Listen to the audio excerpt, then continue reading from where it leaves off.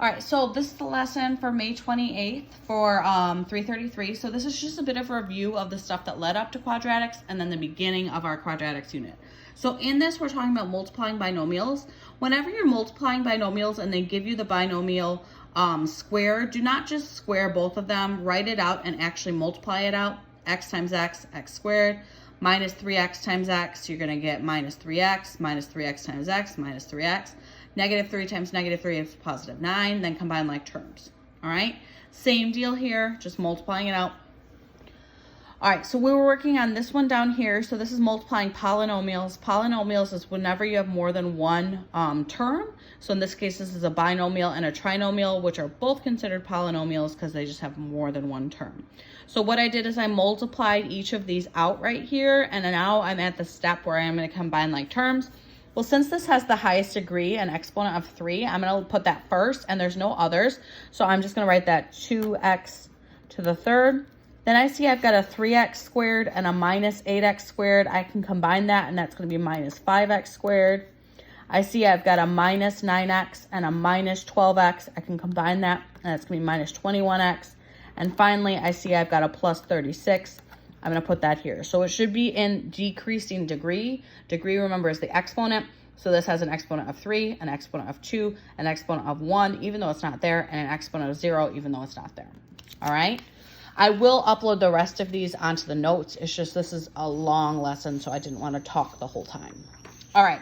So if we jump down here to factoring quadratics, remember what you're doing is you're thinking about what two binomials or what two things inside the parentheses could I multiply to get this.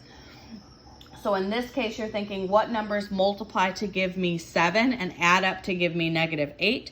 Well, the numbers that multiply to give me 7 and add up to give me negative 8 are negative 1 and negative 7. So my parentheses would be x minus 1 and x minus 7. And then when I actually solve it, I have to set this equal to 0 and find out what numbers could I plug in here to make it equal to 0. Well, that would be 1 and 7 in this case. All right, you're going to keep practicing that here. In this case, because you have a number in front of the x squared, you should divide all of the numbers by that. And then you'll get something x squared plus 7x plus 10 that you can actually work with, and it'll be easier.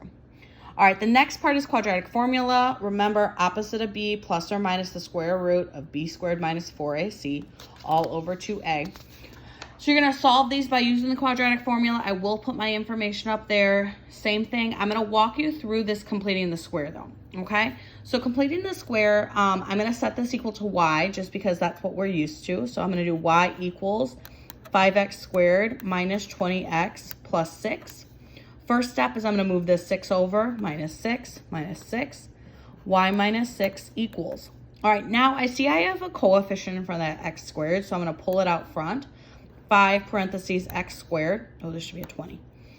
Minus, well, what's negative 20 divided by 5? Well, that's going to be negative 4, so this will be minus 4x, because if I multiplied 5 times negative 4, I would get that negative 20.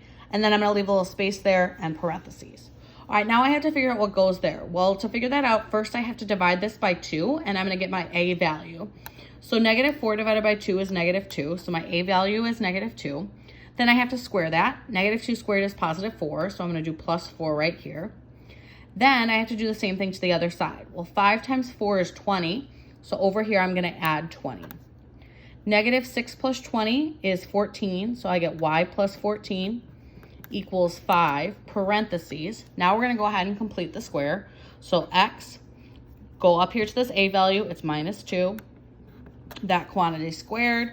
Last step, move over this 14. And we get y equals 5, parentheses, x minus 2 squared minus 14. So that means that our vertex is at the point 2, negative 14. Because it's going to be the opposite of whatever's inside and keep this on the outside. So that means that this would be a parabola that has a point at 2, negative 14. All right, so I'm going to help you out with the rest of these. I will upload my notes and you guys will be able to see how I did them. All right.